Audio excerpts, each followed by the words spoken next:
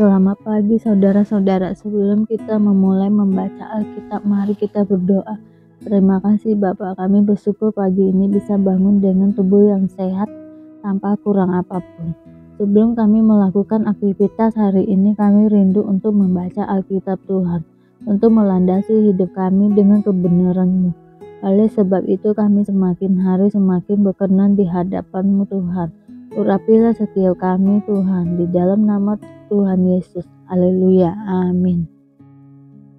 Mempelai laki-laki memuji mempelai perempuan. Lihatlah, cantik engkau, manisku. Sungguh cantik engkau, bagaikan merpati matamu di balik telekungmu. Rambumu bagaikan kawanan kambing yang bergelombang turun dari pegunungan Gilead. Gigimu bagaikan kawanan domba yang baru saja dicukur, yang keluar dari tempat pembasuhan, yang beranak kembar semuanya, yang tak beranak tak ada. Bagaikan seutas pita kirmiji bibirmu dan elok mulutmu, bagaikan belahan buah delima pelipismu di balik telekungmu. Lehermu seperti menara Daud dibangun untuk menyimpan senjata. 1000 perisai tergantung padanya, dan gada para pahlawan semuanya.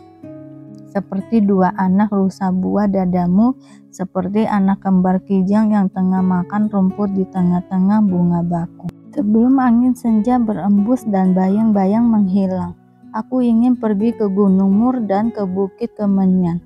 Engkau cantik sekali, manisku, tak ada cacat celah padamu.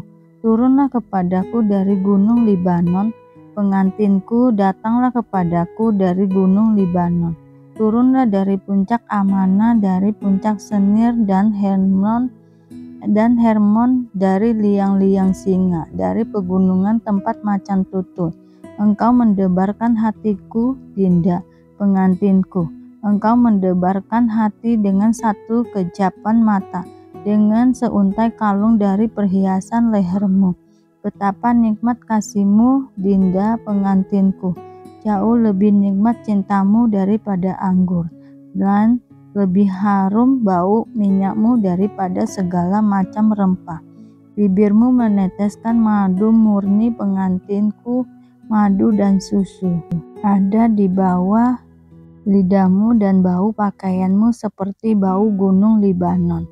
Dinda, pengantinku, kebun tertutup engkau, kebun tertutup dan mata air termeterai. Tunas-tunasmu merupakan kebun pohon-pohon delima, dengan buah-buahnya yang lezat, bunga pacar dan narwastu dan kunyit, tebu dan kayu manis, dengan segala macam pohon kemenyan, mur dan gaharu, beserta berbagai rempah yang terpilih. Oh, mata air di kebun, sumber air hidup yang mengalir dari gunung Libanon. Kedua mempelai saling menyapa. Bangunlah, hai angin utara, dan marilah, hai angin selatan, bertiuplah dalam kebunku, supaya semerbaklah bau rempah-rempahnya. Semoga kekasihku datang ke kebunnya dan makan buah-buahnya yang lezat. Aku datang ke kebunku, Dinda, pengantinku. Kukumpulkan mur dan rempah-rempahku. Ku makan sambangku dan maduku. Ku minum anggurku dan susuku. Makanlah teman-teman, minumlah sampai mabuk cinta. Kerinduan mempelai perempuan. Aku tidur, tetapi hatiku bangun. Dengarlah kekasihku mengetuk. Bukalah pintu, Dinda manisku, merpatiku, idam-idamku, karena kepalaku penuh embun dan rambutku penuh tetesan embun malam. Bajuku telah kutanggalkan. Apakah aku akan mengenakannya lagi? Kakiku telah kubasuh. Apakah aku akan mengotorkannya pula? Kekasihku, masukkan tangannya melalui lubang pintu. Berdebar-debarlah hatiku. Aku bangun untuk membuka pintu bagi kekasihku. Tanganku betetesan mur, betetesan cairan. Mur jari-jari pada pegangan kancing pintu. Kekasihku, ku bukakan pintu, tetapi kekasihku sudah pergi lenyap seperti pingsan aku ketika ia menghilang. Ku cari dia, tetapi tak kutemui. Ku panggil, tetapi tak disahutnya. Aku temui peronda-peronda kota. Dipukulinya aku, dilukainya. Selendangku dirampas oleh penjaga-penjaga tembok. Kusumpahi kamu, putri-putri Yerusalem, bila kamu menemukan kekasihku, apakah yang akan kamu katakan kepadanya? Katakanlah bahwa sakit asmara aku. Mempelai perempuan memuji mempelai laki-laki di hadapan putri-putri Yerusalem. Apakah kelebihan kekasihmu daripada kekasih yang lain? Hai jelita di antara wanita, apakah kelebihan kekasihmu daripada kekasih yang lain? Sehingga kau sumpahi kami begini. Putih bersih dan merah cerah kekasihku, menyolok mata di antara selaksa orang, bagaikan emas-emas murni kepalanya, rambutnya mengombak hitam seperti gagak, matanya bagaikan merpati pada batang air, bermandi dalam susu, duduk pada kolam yang penuh, pipinya bagaikan bedeng rempah-rempah, peta-peta rempah-rempah akar, bunga-bunga bakung bibirnya, bertetesan cairan mur, tangannya bundaran emas berhiaskan permata Tarsis, tubuhnya ukiran dari gading, bertabur batu nilam, kakinya adalah tiang-tiang marmer putih bertumpu pada alas emas murni, perawakannya seperti gunung Libanon, terpilih seperti pohon-pohon aras. Kata-katanya manis semata-mata, segala sesuatu padanya menarik. Demikianlah kekasihku, demikianlah temanku, hai putri-putri Yerusalem. Akan tetapi kemenakan Paulus, anak saudaranya perempuan, mendengar tentang penghadangan itu. Ia datang ke markas dan setelah diizinkan masuk, ia memberitahukannya kepada Paulus. Lalu Paulus memanggil salah seorang perwira dan berkata kepadanya, bawalah anak ini kepada kami, kepada kepala pasukan, karena ada sesuatu yang perlu diberitahukannya kepadanya. Perwira itu membawanya kepada kepala pasukan dan berkata, Paulus, orang tahanan itu, memanggil aku dan meminta supaya aku membawa anak muda ini kepadamu, sebab ada yang perlu diberitahukannya kepadamu. Maka kepala pasukan itu memegang tangan anak muda itu, lalu membawanya ke samping dan bertanya, apakah yang perlu kau beritahukan kepadaku? Jawabnya, orang-orang Yahudi telah bersepakat untuk meminta kepadamu, supaya besok engkau menghadapkan Paulus lagi ke mahkamah agama, seolah-olah mahkamah itu mau memperoleh keterangan yang lebih teliti daripadanya. Akan tetapi, janganlah engkau mendengarkan mereka, sebab lebih daripada 40 orang dari mereka telah siap untuk menghadang dia. Mereka telah bersumpah dengan mengutuk diri bahwa mereka tidak akan makan atau minum sebelum mereka membunuh dia. Sekarang mereka telah siap sedia dan hanya menantikan keputusanmu. Lalu kepala pasukan menyuruh anak muda itu pulang dan memerintahkan kepadanya, jangan katakan kepada siapapun juga bahwa engkau telah memberitahukan hal ini kepadaku. Paulus dipindahkan ke Kaisarea.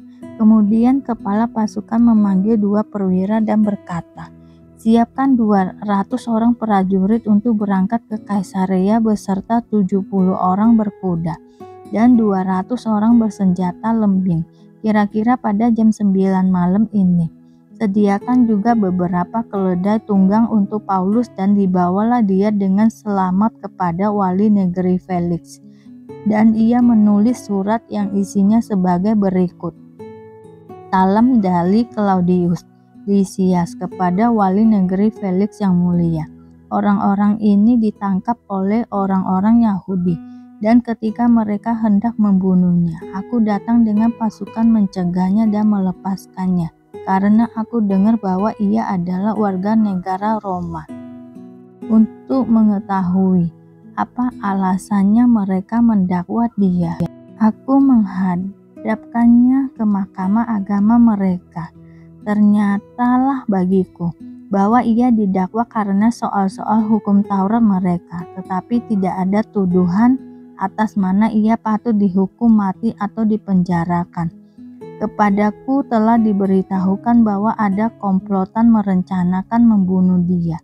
Karena itu aku segera menyuruh membawa dia kepadaku. Sedang kepada para pendakwa telah kuberitahukan bahwa mereka harus mengajukan perkara itu kepadaku. Lalu prajurit-prajurit itu memanggil Paulus sesuai dengan yang diperintahkan kepada mereka dan membawanya pada waktu malam ke Antipatris.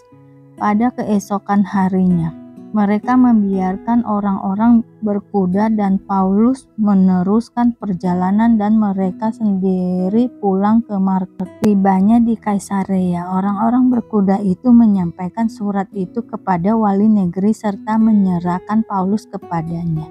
Dan setelah membaca surat itu, wali negeri itu menanyakan Paulus dari provinsi manakah asalnya. Dan ketika ia mendengar bahwa Paulus dari Kilikia, ia berkata, "Aku akan memeriksa perkaramu bila para pendakwamu juga telah tiba di sini." Lalu ia menyuruh menahan Paulus di istana Herodes. Terima kasih Bapak untuk hari ini, sehingga kami dapat membaca Alkitab-Mu Tuhan. Mari doa Bapa kami. Bapa kami yang di surga, dikuduskanlah nama-Mu, datanglah kerajaan-Mu, jadilah kehendak-Mu di bumi seperti di surga. Berikanlah kami pada hari ini makanan kami yang secukupnya, dan ampunilah kami akan kesalahan kami, seperti kami juga mengampuni orang yang bersalah kepada kami. Dan janganlah membawa kami ke dalam pencobaan, tetapi lepaskanlah kami daripada yang jahat, karena Engkaulah yang mempunyai kerajaan dan kuasa dan kemuliaan sampai selama-lamanya. Terima kasih Bapa. Kami selalu bersyukur atas apapun Tuhan berikan hidup kami. Engkau tidak pernah meninggalkan kami ya Bapa. Hidup kami akan senantiasa berkecukupan di dalam-Mu. Di dalam nama Tuhan Yesus kami berdoa dan mengucap syukur. Amin, amin, amin. Tuhan Yesus memberkati.